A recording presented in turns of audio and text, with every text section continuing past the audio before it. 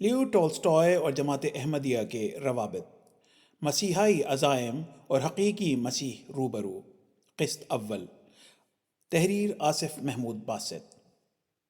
Tolstoy پر تحقیق کرنے والے بعض ماہرین کا ماننا ہے کہ ٹولسٹائے کو چرچ نے خارج نہیں کیا تھا، بلکہ انہوں نے خود ہی رضاکارانہ طور پر اس عیسائیت سے راہیں جدا کر لی تھیں جو محض لگے بندھے اداروں کی طرز پر کام کرنے لگی تھی۔ لیکن یہاں جو بھی معاملہ ہو، ٹولسٹائے کی چرچ سے یہ علیحدگی کئی دہائیوں کے عمل کا نتیجہ تھا اور کچھ بھی راتوں رات نہیں ہوا تھا۔ حضرت مفتی محمد صادق صاحب رضی اللہ تعالیٰ عنہ، بانی جماعت احمدیہ حضرت مرزا غلام احمد قادیانی مسیح موعود علیہ السلام کے ابتدائی صحابہ میں سے تھے، جنہوں نے اپنے حضور علیہ السلام کی خدمت میں ہمہ وقت حاضر رہنے کے لیے اپنی سرکاری ملازمت ترک کر دی۔ حضرت مفتی صاحب رضی اللہ تعالیٰ عنہ بہت سی صلاحیتوں کے حامل وجود تھے اور آپ کو انگریزی زبان میں بھی مہارت تھی، جس کی وجہ سے آپ حضرت مسیح موعود علیہ السلام کے مغربی دنیا سے رابطوں کا ذریعہ بنتے رہے۔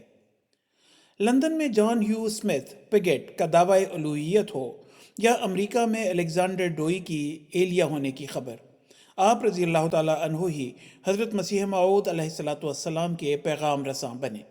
الغرض مغربی دنیا کے مذہبی ماحول کی فضا اکثر مفتی صاحب ہی حضور علیہ السلام کے علم میں لایا کرتے تھے۔ ان کے ذمہ داریوں کو موجودہ زمانے میں پرائیویٹ سیکٹری کہا جا سکتا ہے۔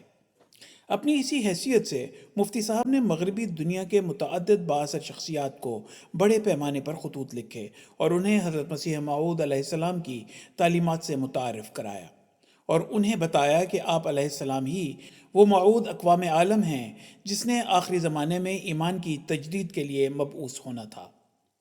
تفصیل کے لیے مفتی محمد صادق صاحب کی تبلیغی مساعی کے لیے ان کی مرتب کردہ کتاب ذکر حبیب ملاحظہ ہو۔ ایسی ہی ایک شخصیت جس سے مفتی محمد صادق صاحب کا رابطہ ہوا وہ کاؤنٹ لیو ٹولسٹائے تھا، جو بالعموم ایک ناول نگار کے طور پر دنیا میں جانا جاتا ہے، لیکن در حقیقت گہری مذہبی دلچسپی رکھنے والا شخص تھا۔ ٹولسٹائے کی زندگی پر ایک سرسری نظر ڈالنے سے پتہ چلتا ہے کہ وہ ایک قدامت پسند عیسائی تھا، اور پھر عیسائیت سے وابستہ رہتے ہوئے امن پسندانہ طریق پر اصلاح معاشرہ کی کوششوں کا داعی بنا، اور بالآخر ایک سماجی مصلح بننے کی کوشش میں سرگرداں رہا۔ ٹولسٹائے کو 1901 میں اس کے غلط عقائد کی وجہ سے روسی آرتھوڈاکس چرچ سے بے دخل کر دیا گیا تھا، اور ٹولسٹائے کی مذہبی اور فکری زندگی میں یہ اہم واقعہ حضرت مفتی محمد صادق صاحب کے ان روابط کرنے سے محض 2 سال قبل ہوا تھا۔ Tolstoy's religion in the open court, volume 28۔ Tolstoy پر تحقیق کرنے والے بعض ماہرین کا ماننا ہے کہ ٹولسٹائے کو چرچ نے خارج نہیں کیا تھا، بلکہ انہوں نے خود ہی رضاکارانہ طور پر عیسائیت سے راہیں جدا کر لی تھیں جو محض لگے بندھے اداروں کی طرز پر کام کرنے لگی تھی۔ لیکن یہاں جو بھی معاملہ ہو، ٹولسٹائے کی چرچ سے علیحدگی کئی دہائیوں کے عمل کا نتیجہ تھا اور کچھ بھی راتوں رات نہیں ہوا تھا۔ کہا جاتا ہے کہ ٹولسٹائے کا مشہور ناول ریزریکشن اس سلسلے میں اہم محرک تھا۔ ٹولسٹائے کی خود نوشت سوانح عمری میں 1870 کے حالات کے ضمن میں ایک ایسے اخلاقی اور جذباتی بحران کا ذکر ملتا ہے جسے وہ ایک ایسی درپردہ نعمت کے طور پر دیکھتا رہا جس نے اس کے قلب و روح میں روحانی بیداری پیدا کرتی تھی، اور یہی وہ خاص مرحلہ عمر تھا جب ٹولسٹائے کا آرتھوڈاکس عیسائیت کے روایتی عقائد اور مذہبی رسومات کے پر ایمان و یقین جاتا رہا، اور اس نے یسوع اور ان کی تعلیمات کو اپنی ذاتی سمجھ بوجھ کے مطابق پرکھنا شروع کیا۔ ٹولسٹائے نے اپنے عقائد 1884 میں لکھی اپنی کتاب وٹ آئی بلیو میں بیان کیا، جس میں اس نے حضرت عیسیٰ علیہ السلام کی اخلاقی تعلیمات کو پہاڑی واز وغیرہ کے حوالے سے سمجھنے پر زور دیا، اور ایک گال پر تماچا کھا کر دوسرا گال پیش کرنے میں تشدد کے جواب میں پرامن رد عمل کی تعلیم دیکھی۔ ٹولسٹائے نے اپنے تمام زندگی ایک عیسائی کے طور پر گزاری، اگرچہ اس نے 18 سال کی عمر میں آرتھوڈاکس عیسائی عقائد کو ترک کر دیا تھا۔ وہ زندگی کے بہتر معنی کی تلاش میں تھا جو آرتھوڈاکس عیسائیت میں میسر نہ تھے۔ مایوس نوجوان ٹولسٹائے نے تنظیمی کلیسا سے وابستہ اپنے عقائد کو توڑ دیا تھا، لیکن جذباتی تعلق برقرار رہے، اور 1877 میں لگ بھگ اس کی بھٹکتی روح کو افسردگی نے آ لیا۔ کیونکہ اس برس مذکورہ بالا اخلاقی بحران کے دوران میں جبکہ اسے ایک روحانی بیداری نصیب ہو رہی تھی، اس نے آپٹینا پیوٹنمون ایسٹرے کا دورہ کیا اور دوبارہ عیسائیت سے متاثر ہونے لگا، لیکن تعلقات کی یہ دوبارہ بحالی بھی زیادہ دیر تک قائم نہ رہ سکی، اور چند سال بعد ہی وہ اپنے ایمان کو عقل اور منطق کے ضابطوں کے مطابق ڈھالنے میں مصروف ہو گیا۔ ٹالسٹوئے نے اپنی روحانی زندگی کے اس ناہموار سفر کو یاد کرتے ہوئے 1884 میں لکھا، میں نے اپنی زندگی کے 52 سال گزار دیے ہیں۔ بچپن کی ابتدائی دور میں 14 یا 15 سالوں کے علاوہ میری زندگی کے 35 سال ناہلزم میں گزرے ہیں، یعنی تب نہ تو میں سوشلسٹ تھا اور نہ ہی انقلابی۔ میرے لیے ناہلزم کا عام معنوں میں مطلب یہی تھا، ہر قسم کی مذہب کی عدم موجودگی۔ حوالہ وٹ آئی بلیو بائی لیو ٹولسٹوئے۔ اس کے بعد جس نتیجے پر وہ پہنچا اس کے بارے میں لکھا، میں ایک ایسے خدا پر یقین رکھتا ہوں جو انسانی فہم سے ورا ہے اور مہربان ہے۔ میں روح کی بقا اور ہمارے اعمال کے لیے ابدی جزا و سزا پر یقین رکھتا ہوں۔ میں تثلیث کی گتھی اور خدا کے بیٹے کی پیدائش کو نہیں مانتا۔ ٹالسٹوئے کی خود نوشت سوانحی شذرات سے یہ ظاہر ہوتا ہے کہ وہ مسیحائی عزم میزینک ایمبیشنز کا حامل تھا، جس میں اس نے ایک نئے مذہب کے قیام کا تصور پیش کیا جو انسان کی شعوری ترقی کی سطح کے مطابق ہو۔ اس نے کھل کر اس خواہش کا اظہار کیا کہ میں شعوری طور پر اس امر کے لیے کام کرنا چاہتا ہوں کہ انسان کو دوبارہ مذہب کی طرف لایا جائے۔ یہی وہ بنیاد ہے جس کے بارے میں مجھے امید ہے کہ یہ میری دلچسپی کا محور بنے گی۔ یہی مسیحائزم اس کی باقی زندگی پر شدت سے حاوی رہا، اور غالباً یہی وہ سبب تھا جس کے لیے ٹالسٹوئے نے اسلام، بہائیت اور ہندو مت جیسے مذاہب سے متعارف ہونے کی کوشش کی، اور آخر کار ٹالسٹوئے اس نتیجے پر پہنچا کہ یہ خیال ہرگز معقول نہیں ہے کہ کبھی خدا زمین پر اترا اور پھر آسمان پر ہی واپس چلا گیا، اور نہ ہی ٹالسٹوئے یسوع مسیح کے واقع صلیب کے بعد دوبارہ جی اٹھنے اور آسمانوں پر چلے جانے کے عقیدے پر یقین کرنے کے لیے تیار تھا، کیونکہ اس کے خیال میں آسمان پر جانا ناممکن ہے، کیونکہ آسمان تو کوئی شے ہی نہیں بلکہ صرف ہمارے تخیل کی تخلیق کردہ ایک چھت ہے۔ حقیقی عیسائیت کی تلاش میں ٹالسٹوئے کا ماننا تھا کہ عیسائیت کے اصل عقائد کو کلیسا نے اپنے سیاسی اور اقتصادی ایجنڈے پورے کرنے کے لیے بگاڑ کر رکھ دیا ہے۔ یوں ٹالسٹوئے لاشعوری طور پر عیسائیت کے حوالے سے حضرت مرزا غلام احمد قادیانی مسیح موعود علیہ السلام کی تعلیمات کے بہت قریب پہنچ چکا تھا، اور یہی وہ وقت تھا جب حضرت مفتی صادق صاحب نے ٹالسٹوئے سے رابطہ کیا اور اس کے سامنے مسیح موعود کی تعلیمات پیش کیں، جنہوں نے نہ صرف عیسائیوں کے یسوع کی حقیقت کو واضح کیا تھا بلکہ مسلمانوں کے مزعومہ مسیح موعود کو بھی۔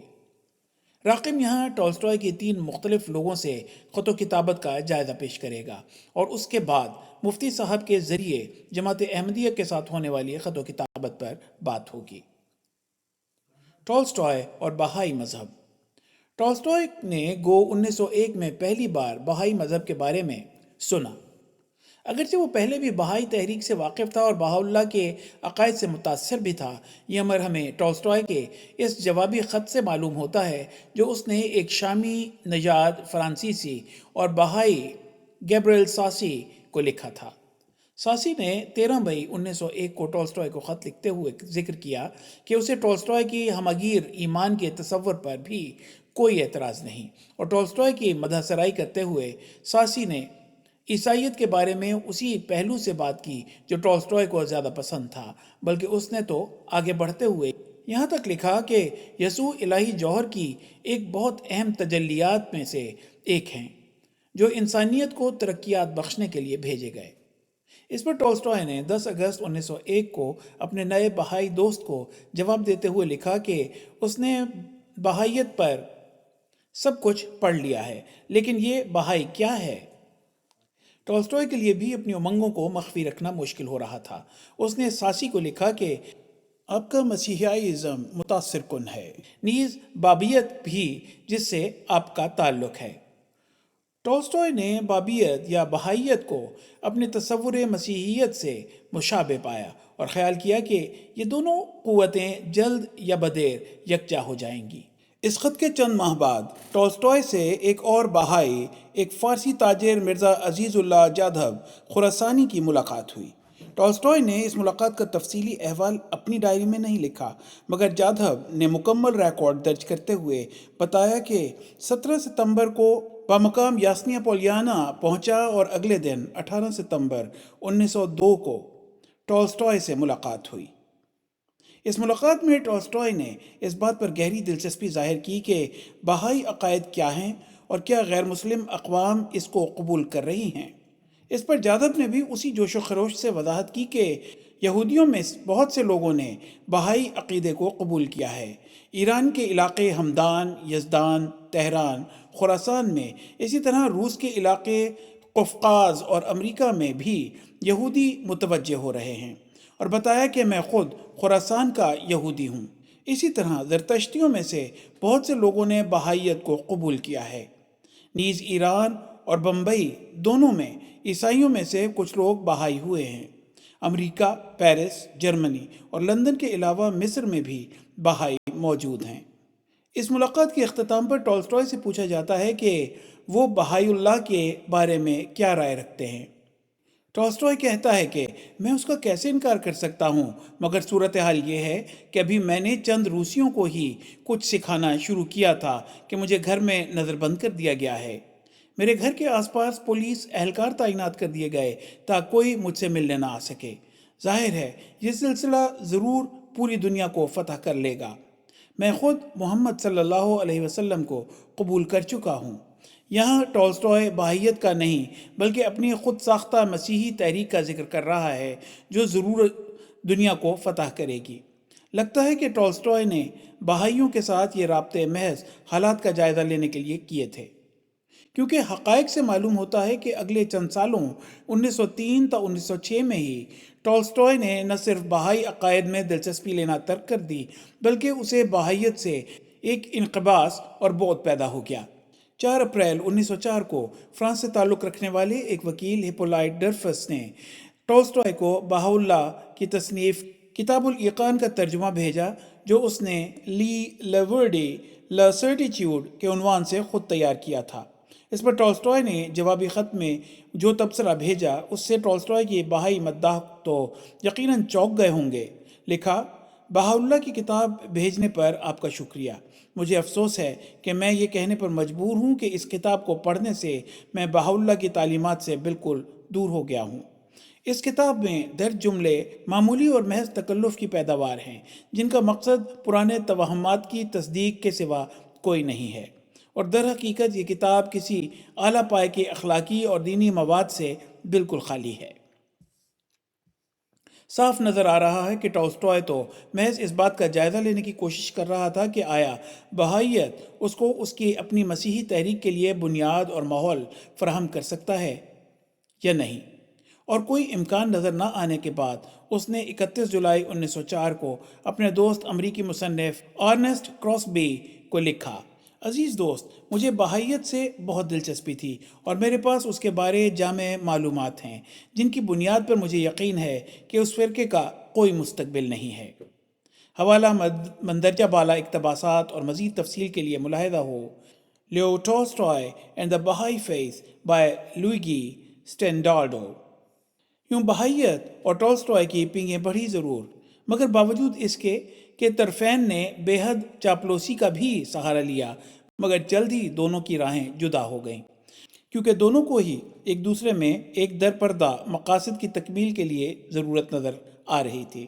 کیونکہ جب ایک طرف ٹولسٹوئے کا اپنا عالمی مسیحائی نظریہ تھا جہاں وہ خود مرکزی کردار تھا، اور اس کے مقابل پر بہائیت کا اپنا دامِ تزویر تھا جہاں بہاءاللہ کو چھوڑ کر ٹولسٹوئے کے لیے بطور ایک مرکزی شخصیت کوئی گنجائش نہ تھی۔ ٹولسٹوئے اور اسلام۔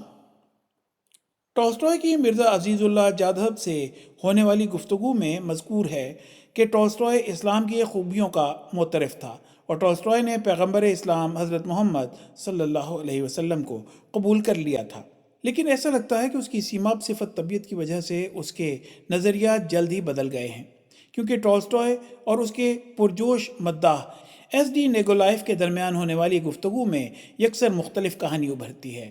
اس اہم گفتگو کا راوی ٹولسٹائے کا ڈاکٹر میکووٹسکی تھا، جس نے بتایا کہ ٹولسٹائے اسلام کے بارے میں کہا کرتا تھا کہ میں اسلام کو عیسائیت کی ایک شکل سمجھتا ہوں جو کہ مسیحی روایات سے ابھرا ہے۔ جو کچھ بھی اسلام میں ہے عیسائیت میں بہتر شکل میں موجود ہے، اور جو کچھ محمد صلی اللہ علیہ وسلم لائے ہیں وہ غیر لطیف اور بھدا ہے، اور مسلمانوں کے بابی فرقوں کا نظریہ خالصتاً مسیحی ہے۔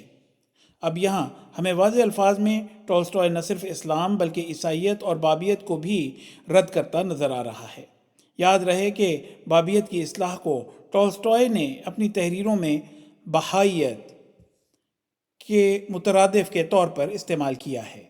پھر ٹولسٹائے کو 1904 کے موسم گرما کے اوائل میں محمد عبدہ ولادت 1849 وفات 1905 کا ایک خط موصول ہوتا ہے۔ یہ خط لکھنے والا دور جدید میں مسلمانوں کا ایک بااثر اور مقبول شخص تھا جو بعد میں مصر کا مفتی اعظم بھی بنا۔ محمد عبدہ کی وجہ شہرت تمام مذاہب کے اتحاد کی کوشش تھی۔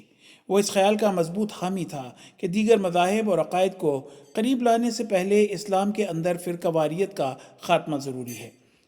دراصل محمد عبدہ کے اپنے وطن مصر میں اسلام کے بعد عیسائیت دوسرا بڑا مذہب تھا، اور اسی کے زیر اثر محمد عبدہ کا خیال تھا کہ ابراہیمی مذاہب میں باہمی ہم آہنگی اور اتحاد ہونا ضروری ہے۔ جمال الدین افغانی کی زبردست حامی اور شاگرد محمد عبدہ اپنے وقت میں اسی نہج پر کوشش کرتے رہے جو آج بطور سیاسی اسلام معروف ہے۔ ایک عالمگیر اور مضبوط اسلامی نظریہ لے کر عبدہ اٹھا اور چاہتا تھا کہ اسلام اور اسی کی تعلیم ہی دنیا پر غالب قرار پائے۔ عقائد و تعلیمات سے لے کر سیاسی نظریات تک، معاشیات سے لے کر معاشرے کی سماجی ڈھانچے تک، قانون سازی سے لے کر عدالتی نظم و نسق تک ہر جگہ اسلام کی برتر تعلیم کا اظہار ہو۔ لیکن ہوا یوں کہ مصر کے اندر تو فکری مجالس میں عبدہ کو بہت سے پیروکار اس طرف راغب ہوتے نظر آئے، مگر ان نظریات کی وجہ سے اسے مصر کی ریاستی علماء کے غیظ و غضب کا نشانہ بننا پڑا، کیونکہ ان لوگوں نے نہ صرف محمد عبدہ کو مسترد کیا بلکہ اسے کافر قرار دیا گیا، اور نوبت یہاں تک پہنچی کہ کئی سال تک اسے پیرس میں جلا وطنی کی زندگی گزارنی پڑی۔ محمد عبدہ اسلام کے عالمگیر مذہب ہونے کی یہ نظریے کو عملی جامہ پہنانے کی خواہش میں اس قدر مصر تھا کہ اس نے نہ صرف فری میسنوں کی رکنیت اختیار کی بلکہ ان کے نظام کا ایک فعال رکن بھی بن گیا۔ محمد عبدہ پیرس میں اپنی جلا وطنی کے عرصے میں ٹولسٹائے کے کاموں، نظریات اور اس کی مسیحی سوچ سے آگاہ ہو چکا ہوگا، لیکن ایسا لگتا ہے کہ وہ 1904 تک ٹولسٹائے سے رابطہ کرنے سے رکے رہے، اور پہلے بار عبدہ کا خط ایک دوست سڈنی کوکریل جو فنون لطیفہ کے تاریخ میں بھی گہرا درک رکھتا تھا کے ذریعے ٹولسٹائے تک پہنچا، اور ٹولسٹائے نے بھی پہلے اس ثالث کو جوابی خط لکھا۔ مجھے مفتی محمد عبدہ کا خط مل گیا ہے اور میں اسے بھیجنے پر آپ کا بہت مشکور ہوں۔ مفتی کا خط تعریف و تصنیف میں اس قدر مشرقی طرز کا ہے کہ اس کا جواب دینا میرے لیے مشکل ہے، لیکن میں جواب دینے کی کوشش کروں گا، اور مجھے ایسے دلچسپ شخص کے ساتھ رابطہ رکھنے میں خوشی ہے۔ حوالہ ٹولسٹائے 1956 والیوم 75۔ اگلے روز 13 مئی 1904 کو ٹولسٹائے نے براہ راست محمد عبدہ کو مندرجہ ذیل خط لکھا جو اس وقت مصر کے مفتی اعظم تھے۔ مجھے آپ کا بہت اچھا اور بے حد قابل تعریف خط موصول ہوا۔ میں آپ کو یقین دلانے کے لیے جلد جواب دے رہا ہوں کہ مجھے ایک روشن خیال انسان کے ساتھ رابطے میں آنے پر بہت خوشی ہے۔ اگرچہ میرا آپ سے عقیدہ مختلف ہے کیونکہ میں آپ سے ایک مختلف مذہب میں پیدا ہوا اور اسی میں میری پرورش ہوئی ہے، لیکن میرے نزدیک ہم دونوں ہم عقیدہ ہیں کیونکہ دنیا میں مختلف مذاہب ہیں اور ان سے مزید بہت سے عقائد جنم لیتے ہیں، لیکن صرف ایک ہی عقیدہ سچا ہے۔ مجھے لگتا ہے کہ میں آپ کے خط کے مضمون سے یہ سمجھنے میں اگر غلطی نہیں کر رہا ہوں کہ جو میرا عقیدہ ہے وہی آپ کا ایمان ہے، اور وہ یہ ہے کہ خدا اور اس کے قانون کو تسلیم کیا جائے، اپنے پڑوسی سے محبت ہو اور دوسروں سے وہ سلوک کیا جائے جس کی آپ خواہش رکھتے ہو کہ آپ کے ساتھ بھی ویسا ہی کیا جائے۔ میرا ماننا ہے کہ اس سے ہی تمام حقیقی مذہبی اصول نکلے ہیں، اور یہی امور یہودیوں، برہمنوں، بدھوں، عیسائیوں اور مسلمانوں میں یکساں ہیں۔ میں سمجھتا ہوں کہ مذاہب میں جتنے زیادہ عقائد، اصول و ضوابط، معجزات اور توہمات ہوں گے، اتنا ہی زیادہ مذہب لوگوں کو آپس میں تقسیم کرتے جائیں گے، یہاں تک کہ باہمی الفت کو ہی ختم کر دیتے ہیں۔ اور اس کے برعکس مذاہب جتنے زیادہ شفاف ہوں گے، اتنے ہی وہ انسانیت کے مثالی مقصد کے ہمیں قریب تر کرنے والے ہوں گے، اور وہ مقصد باہمی اتحاد کا قیام ہے۔ اس لیے آپ کا خط میرے لیے بہت خوشگوار تھا اور میں آپ کے ساتھ رابطے میں رہنا چاہتا ہوں۔ مورخین اور ٹولسٹائے کے مداح اور محققین اس بارے میں سوال اٹھاتے ہیں کہ ان دونوں کے درمیان باہمی خط و کتابت کا خاص محرک اور پہلو کیا تھا اور اس کی وجہ کیا ہو سکتی ہے، لیکن اس سلسلے میں محمد عبدہ کو سمجھنا ضروری ہے۔ دراصل عبدہ کا ایک قریبی اور معتمد دوست ولفریڈ بلانٹ تھا۔ انگریزی زبان کا شاعر، سیاحت اور گھوڑوں کی نسلوں کے علم کا شوقین، یہ شخص بھی بالکل ٹولسٹائے کی طرح کوئی بھی ایک عقیدہ اختیار کرنے میں ساری عمر گوں مگوں کا شکار اور سرگرداں رہا۔ وہ ایک عیسائی گھرانے میں پیدا ہوا اور اس کی اچھی پرورش کی گئی، بعد میں ملحد ہو گیا۔ ایک قیاس یہ ہے کہ اس نے اسلام قبول کر لیا تھا، لیکن بستر مرگ پر ایک پادری سے دعائیں لے کر رخصت ہوا۔ بلنٹ کی ایک وجہ شہرت سامراجی قوتوں کی مخالفت اور مصر کی قوم پرست تحریکوں اور بغاوتوں کی حمایت بھی تھی۔ وہ مصر کے قونصل جنرل کرومر کے قریب سمجھا جاتا تھا اور اس نے ہی مصر کے برطانوی بیوروکریسی کے حلقوں میں عبدہ کو ترقی دی۔ بلنٹ اور اس کی بیوی دونوں ہی ٹولسٹائے کے جنون کی حد تک مداح تھے۔ اپنی ڈائری میں، جو بعد میں مائی ڈائریز کے نام سے شائع ہوئی، بلنٹ 28 نومبر 1895 کو لکھتا ہے: آج میں قاہرہ گیا اور لارڈ کرومر سے ملا۔ اس کے بعد انہوں نے علاوہ دوسرے معاملات کے محمد عبدہ کے محکمہ اوقاف کے سربراہ بن جانے کے امکان پر بات کی۔ یقیناً میں نے عبدہ کی بے حد تعریف کی۔ صفحہ 206۔ ایک آزاد خیال اسلام کے بارے میں عبدہ کے تخیل نے اسے انگریزوں سے قریب کر دیا، اور خاص طور پر لارڈ کرومر کے، جس کا نہایت سختی سے موقف تھا کہ مصر اسلام سے تعلق توڑے بغیر جدید دنیا میں چل ہی نہیں سکتا۔ عبدہ، جیسا کہ وہ سیاسی لحاظ سے قابل قبول اسلام کے بارے میں آواز اٹھا رہا تھا، یقیناً ویسے نو آبادیاتی ایجنٹوں میں ایک مددگار کے طور پر دیکھا جاتا تھا۔ بلنٹ کی ڈائری میں قوم پرستوں اور خدیوں وغیرہ کے متعلق عبدہ کی طرف سے فراہم کی جانے والی انٹیلیجنس کا جا بجا ذکر ہے، اور بلنٹ یہی معلومات کرومر اور دیگر ارباب اختیار تک پہنچا رہا تھا۔ بلنٹ اور اس کی بیوی کا ایک دوست کوکریل بھی تھا، جو 1904 کے اوائل میں قاہرہ میں ان میاں بیوی سے ملنے گیا۔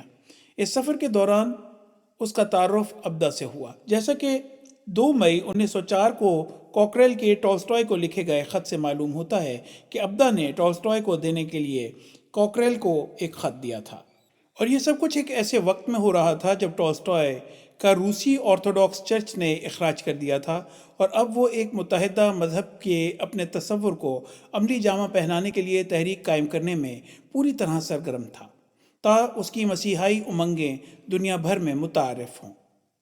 کوکریل، جو ٹولسٹائے کا بہت مداح تھا، اپنے مذکورہ بالا خط میں لکھتا ہے کہ میں حال ہی میں قاہرہ گیا ہوا تھا، اور عبدہ نے مجھے یہ لفظہ خط سپرد کیا تھا جو آپ کو ارسال کیا جائے گا۔ ایسے وقت میں جب مشرقی دنیا میں ایک افسوسناک تنازع کے بارے میں آپ کے دلیر بیانات نے شاید بہت سے لوگوں کو آپ کا دشمن بنا دیا ہے، ایسے میں ہو سکتا ہے کہ آپ کو ایک دوسرے مذہب کے ایک سمجھدار آدمی کی طرف سے ہمدردی اور حمایت مل جائے، اور اس شخص کو اپنے نظریات کی وجہ سے ہمیشہ ہی نقصان اٹھانا پڑا ہے، کیونکہ اس کے اصولوں سے اس کے اپنے اہل وطن ہی آگاہ نہیں ہیں۔ صاف معلوم ہوتا ہے کہ دنیا میں ٹولسٹائے کے نظریات کے حامی موجود تھے، جو کسی بھی مسیحائی نظریے کو ٹولسٹائے کے مسیحائی عزائم سے جوڑنے کی کوشش کرتے رہتے تھے۔ لیکن مضمون کے اس حصے کو مکمل کرنے سے پہلے مفتی اعظم کی ٹولسٹائے کے خط پر ایک نظر ڈالنا ضروری ہے، جس میں آیا ہے کہ کس طرح خوشامد کا مظاہرہ کیا گیا۔ گوہ ہمیں آپ سے بالمشافہ ملنے کی خوشی نہیں ملی، لیکن آپ کی روحانی بالیدگی ہم سے واقف ہے۔ آپ کے خیالات کا نور ہم پر چمکا ہے، اور آپ کے خیالات کا سورج آسمانوں پر طلوع ہوا ہے، جس نے آپ کو روشن دماغ اور ہم خیال لوگوں سے جوڑ دیا ہے۔ خدا نے آپ کو انسانی فطرت اور اسرار کو سمجھنے کا راستہ دکھایا ہے، جس کے مطابق اس نے انسانوں کو پیدا کیا، اور اس نے آپ کو اس مقصد کے بارے میں وہ خاص روشنی بخشی ہے جس کی طرف وہ نسل انسانی کی رہنمائی کر رہا ہے۔ مذہب کی طرف متوجہ ہو کر آپ نے کجرو روایات کے پردے چاک کر دیے ہیں اور توحید کے جوہر کو سمجھ لیا ہے۔ آپ نے لوگوں کو اس بات کی طرف بلانے کے لیے آواز بلند کی ہے جس کے لیے خدا نے آپ کو ہدایت دی ہے۔ آپ خود اولاً اس راستے پر چلنے والے ہیں اور انہیں اپنے ساتھ چلا رہے ہیں۔ ٹالسٹوئے نے یوں ہی نہیں لکھا تھا کہ مفتی ابدا کا خط اس قدر مشرقی جذبات سے بھرا ہے کہ اس کا جواب دینا میرے لیے مشکل ہے، حتیٰ کہ میرے لیے اس کو نقل کرنا بھی مشکل ہو رہا ہے۔ صاف نظر آ رہا ہے کہ یہ خط مثالی خوشامد سے بھرا ہے، اور اس میں جہاں محمد ابدا ٹالسٹوئے سے اپنے لیے کسی گنجائش کی تلاش میں ہے، وہاں بدلے میں ٹالسٹوئے بھی ابدا کے منفرد نظریات کی مدد سے اپنے مخصوص مسیحی عزائم کے لیے سیڑھی مانگ رہا ہے۔ ایسے صرف دو ہی خطوط کا تبادلہ ہوا تھا کہ ان دو احیا پسندوں کا باہمی رابطہ ختم ہو گیا۔ وہ ایک دوسرے سے اپنے درپردہ مطلوبہ نتائج کے لیے مدد کے طلبگار ہی رہے، مگر نتیجہ کوئی نہ نکلا۔ باقی آئندہ۔